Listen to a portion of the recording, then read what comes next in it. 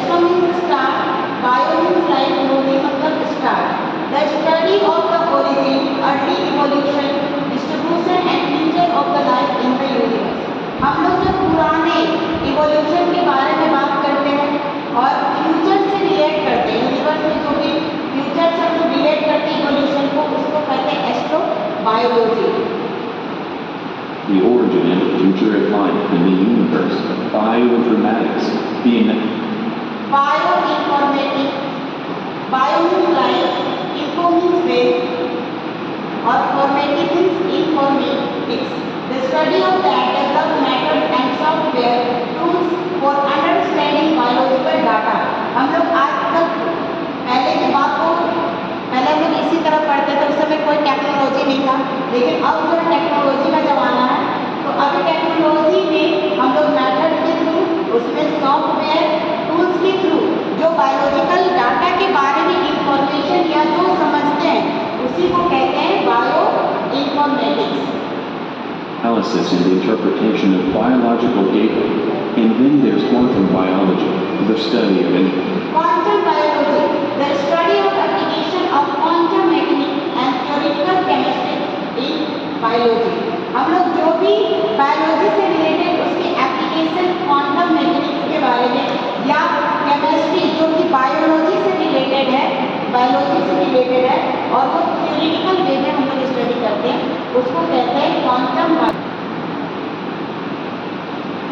You're probably wondering, why do I wear earbuds if I don't have ears? To that, I say that some questions should be left unanswered. If you want top-of-the-line sound quality and not waste your life savings on overpriced products, the Raycon earbuds offer a premium sound experience at half the price compared to any other options on the market. Their everyday E25 earbuds are their best model yet, with 6 hours of playtime and 24 hours of additional battery from the charging case. Do you love bass as much as I do? You'll love them too. They're perfect for you. Wow, I just started rapping by simply wearing them. Not bad, Raycon. Great for working from home, working out, and listening to music and podcasts for hours on end. And they come in a variety of colors. Access the link by raycon.com/science file from the description and save 50.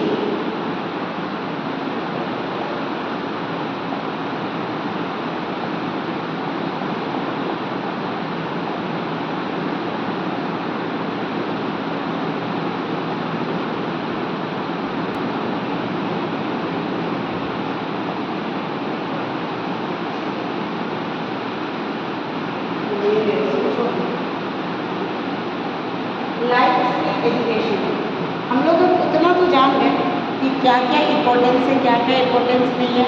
Bio पढ़ना क्यों ज़रूरी है?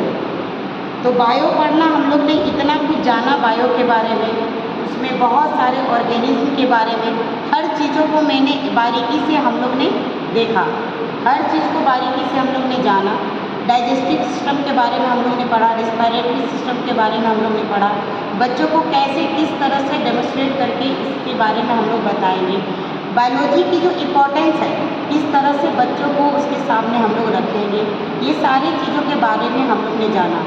और इसके बाद एक और point बचता है जो है कि इम्पोर्टेंस ऑफ बायोलॉजी। बायो का जो इम्पोर्टेंस है बच्चों के बीच में कैसे दिखाना है। कभी कभी बच्चे बोलते हैं कि मैम बायो में जो वर्ड्स है बहुत ही डिफ़िकल्ट है, पढ़ा नहीं जाता। तो बायो है भाई, तो थोड़ा सा तो वर्ड्स डिफ़िकल्ट होगा ही, बट इतनी भी कठिन नहीं है, लेकिन उसको पढ़ने के लिए थोड़ी सी प्रैक्टिस करनी पड़ेगी, हर चीज़ों को जाननी पड़ेगी, समझनी पड़ेगी। क्योंकि बायोलॉजिकल जो वर्ड जो टर्म आए हैं वो सारे जो इंक्लूड है वो कुछ वर्ड लैटिन वर्ड से हैं। जैसे कि हम लोग बहुत सारे सब्जेक्ट्स में देखते हैं, अगर आप केमिस्ट्री की बात करें तो केमिस्ट्री में सिम्बॉल्स वगैरह सारे आते हैं, सारे लैटिन वर्ड्स थे। उसी तरह से साइंटिफिक नेम जो है आपके कुछ ग्रीक वर्ड से लिए गए हैं। तो ये सारी चीज़ों को मिक्सअप करके लिए गए हैं। हम लोग बहुत सारे साइंटिफिक नेम्स के बारे में भी जानते हैं। तो साइंटिफिक नेम का इसलिए हम लोग यूज़ करते हैं क्योंकि ऑल ओवर वर्ल्ड में हर स्पीसीज़ को अलग अलग नाम से जाना जाता है।